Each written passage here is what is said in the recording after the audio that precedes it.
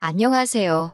저는 결혼한 지 1년이 채 안 된 20대 후반의 여성입니다. 사귀는 동안 크게 다툰 일도 없었고 서로 성격도 비슷했기 때문에 결혼하면 잘 살 줄 알았습니다. 그런데 이렇게 허무하게 이혼을 하게 되었다는 사실이 지금도 믿기지가 않네요. 제가 이혼을 하게 된 이유는 바로 시어머니 때문입니다. 결혼식을 올리기 전까지 저희 시어머니가 이런 분일 거라고는 정말 상상도 못했네요. 남편과 저는 대학교에서 만나서 친구로 지내다 연인으로 발전한 사이입니다.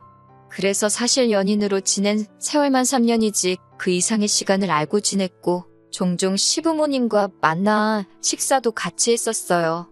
그러는 동안 단 한 번도 시부모님은 저에게 싫은 소리를 하시거나 무리한 요구를 하신 적이 없으셨기 때문에 굉장히 상식적이고 좋으신 분들이라고 믿을 수밖에 없었어요. 하지만 결혼식을 올리고 얼마 지나지 않아 저를 대하는 시어머니의 태도가 예전과는 다르다는 느낌을 받기 시작했어요. 구구절절 다 적으면 밤을 새도 부족할 것 같아서 몇 가지만 말씀드릴게요. 저희는 신혼집을 시댁에서 멀지 않은 곳에다 구했습니다. 집 자체는 시댁이나 저희 집이나 반반씩 보태주신 돈으로 구했는데 시어머니께서 가까이 살고 싶다고 자꾸 어필을 하셔서 시댁에서 차로 5분 정도 되는 가까운 거리에 집을 구하게 되었습니다. 덕분에 일주일에 한 번 정도는 식사를 같이 합니다. 통화는 일주일에 두세 번쯤 하고요. 그런데 이렇게 한두 달쯤 지났을 무렵 시어머니께서 전화를 해오시더니 다짜고짜 막말을 쏟아내셨어요. 저더러 얼마나 대단한 일을 하길래 안부 전화도 안 하냐며 저에게 시부모가 죽어서 정말 썩어문드러져도 모를 거라 하셨습니다. 니네 부모님이 그렇게 가르쳤냐며 참 싸가지가 없다 하셨고요. 정확히 3일 전에 가족 다 같이 식사를 했고 그때 평소와 다름없이 분위기도 좋았어요. 당연히 시부모님 두 분 다 매우 건강하셨고요. 그런데 그 이후에 전화 안 했다고 이 정도로 욕을 먹을 일인가 싶었고 정말 어이가 없었습니다. 처음 겪는 상황에 너무 벙쪄서 일단은 죄송하다고 몇 번을 사과드렸어요. 이윽고 시어머니가 전화를 끊으시고서야 정말 내가 아는 그 시어머니한테 온 전화가 맞나 싶어서 몇 번이고 눈을 비비고 핸드폰을 들여다봤습니다. 퇴근한 남편에게 이야기하니 처음엔 믿지 않는 눈치였어요. 그래서 전화 걸려온 시간을 보여주면서 진짜로 그러셨다니까. 시어머니가 혼자 집에 계시다 보니 외롭고 적적해서 그러신가 보다며 앞으론 하루에 한 번 정도는 먼저 연락을 드리라고 하더군요. 제가 남편한테 당신도 시어머니께 매일매일 하루에 한 번씩 전화드리고 있었냐고 물으니 자기는 원래 안 한다는 했습니다. 그런데 저도 친정부모님한테 원래 그렇게 매일같이 연락해서 미주알고주알 말하는 스타일이 아니거든요. 남편한테 왜 당신한테는 시어머니가 전화해서 뭐라 안 하시고 나한테만 그러시냐고.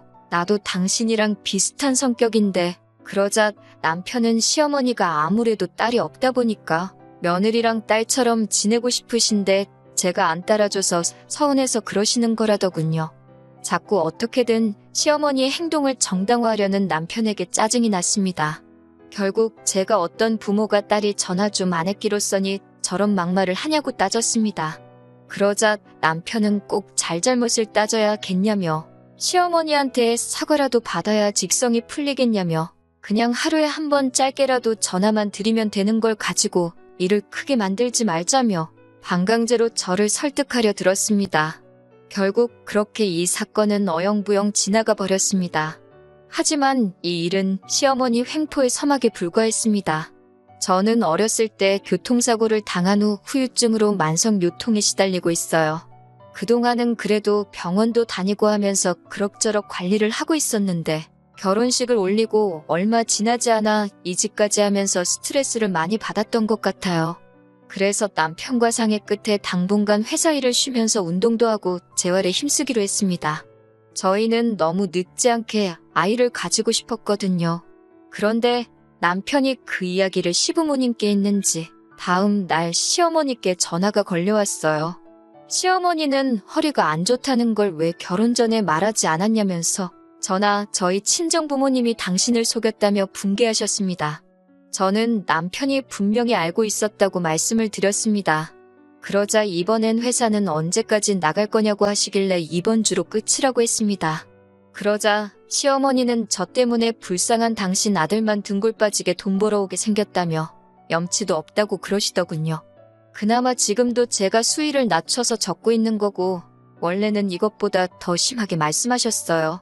아무튼 이때는 저도 참을 수가 없어서 왜 그렇게 말씀하시냐고 어머님이 이런 이중인격이신 줄 몰랐다고 저야말로 사기 결혼 당한 기분이라고 화를 냈습니다. 그러자 시어머니는 전화를 확 끊어버리셨어요.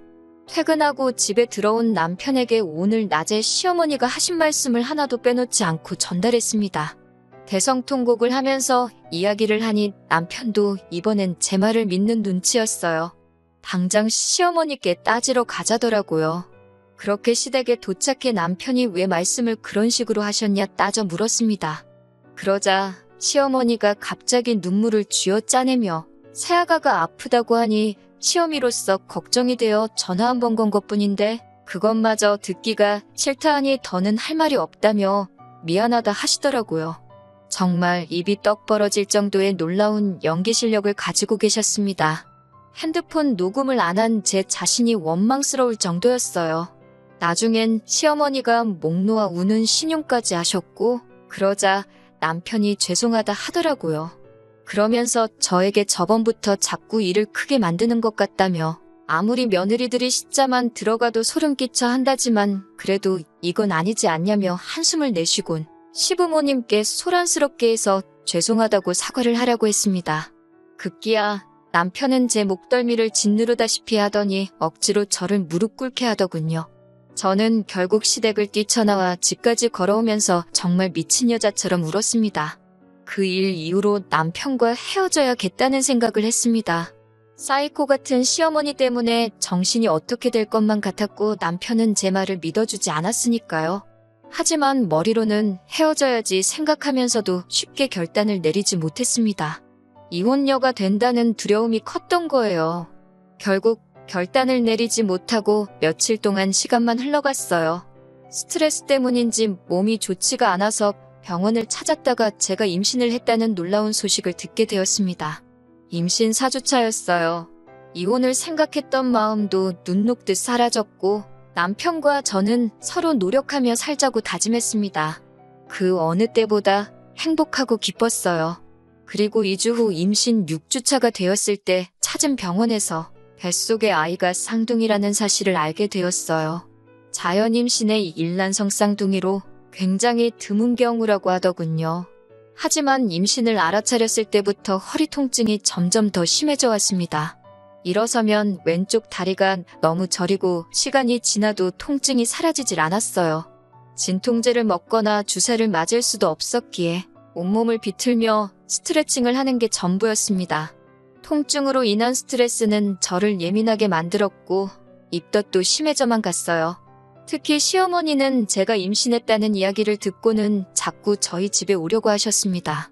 남편은 출근했고 시어머니가 좋은 소리를 하러 오실 리가 없다고 생각했기에 어떻게든 못 오시게 하고 싶었지만 방법이 없더라고요. 사실 남편에게 한 번 부탁을 했었는데 남편은 오히려 임신한 며느리를 챙겨주고 싶어서 그러시는데 어떻게 못 가게 하냐며 저에게 서운하다고 하더라고요.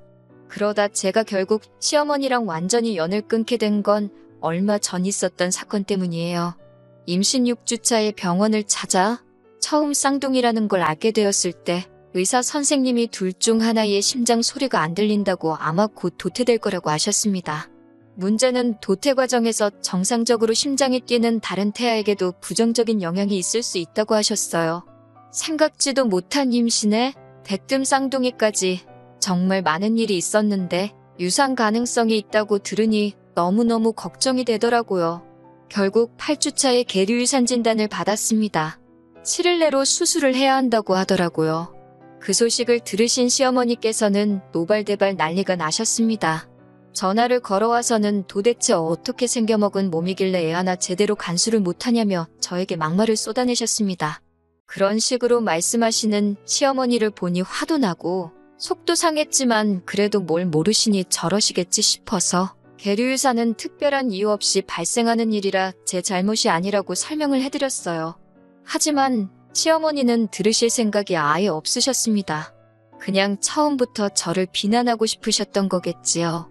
저에게 애 낳기 싫어서 몰래 약이라도 먹은 거 아니냐고 그러시더군요. 제가 어떻게 그런 말씀을 하실 수 있냐고 하니까 맨날 허리 아프다고 징징거리지 않았냐면서 임신하니까 허리 더 아플까봐 그런 거 아니냐고 하셨습니다. 제가 진짜 어이가 없어서 제가 일부러 그랬다면 진작에 병원 가서 수술했지 뭐하러 죽은 애를 뱃속에 품고 다녔겠냐고 따졌습니다. 그러자 시어머니가 하시는 말씀이 당신도 그런 비슷한 일이 있었는데 배가 얼마나 아프고 피도 얼마나 많이 났는지 모른다면서 저는 당신이 보기에 너무 멀쩡하다고 의심스럽다고 하더군요. 더 이상 이런 대화를 하면서 이런 대접을 받을 필요가 없다 싶었습니다. 그나마 다행인 건 얼마 전 핸드폰을 바꿨는데 통화가 자동 녹음이 되게끔 설정이 되어 있었더라고요. 의도치 않게 시어머니의 폭언이 제 핸드폰에 고스란히 담기게 되었습니다. 저는 가타부타 설명 없이 남편에게 그 녹음 파일을 보냈습니다. 얼마 있다가 남편에게 전화가 걸려와서는 이게 다 무슨 소리냐고 묻더라고요. 당신 어머니가 나한테 이랬다고 하니? 말도 안 된다면서 자기가 확인해 본다고 하더라고요. 저도 더는 신경 쓰고 싶지 않아 그냥 헤어지자고 했습니다. 시어머니랑 확인을 하든 말든 이제는 관심도 없고 이혼하고 싶다고요. 그리고 그 길로 단촐하게 짐만 챙겨서 친정으로 향했습니다. 연락도 없이 친정에 찾아갔으니 친정 부모님이 많이 놀라신 눈치였어요. 그동안 제가 시어머니랑 사이가 안 좋다는 건 어렴풋이 아셨을 테지만 그래도 한 번도 제가 미주알고주알 얘기한 적이 없었기에 막연히 둘이 알아서 잘 살겠지 생각하셨다고 했습니다. 저는 그동안 쌓여왔던 울분과 서름을 토해내듯 부모님 앞에서 울었습니다. 친정 부모님은 차라리 얘가 없으니 잘 됐다며 그냥 이대로 여기서 당신들과 살자고 하셨습니다. 이튿날 친정어머니와 함께 다시 원래 살던 동네로 돌아와 산부인과에 갔습니다.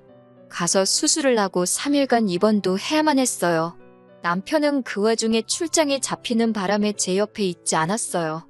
미안하다고 몇 번 사과는 하더라고요.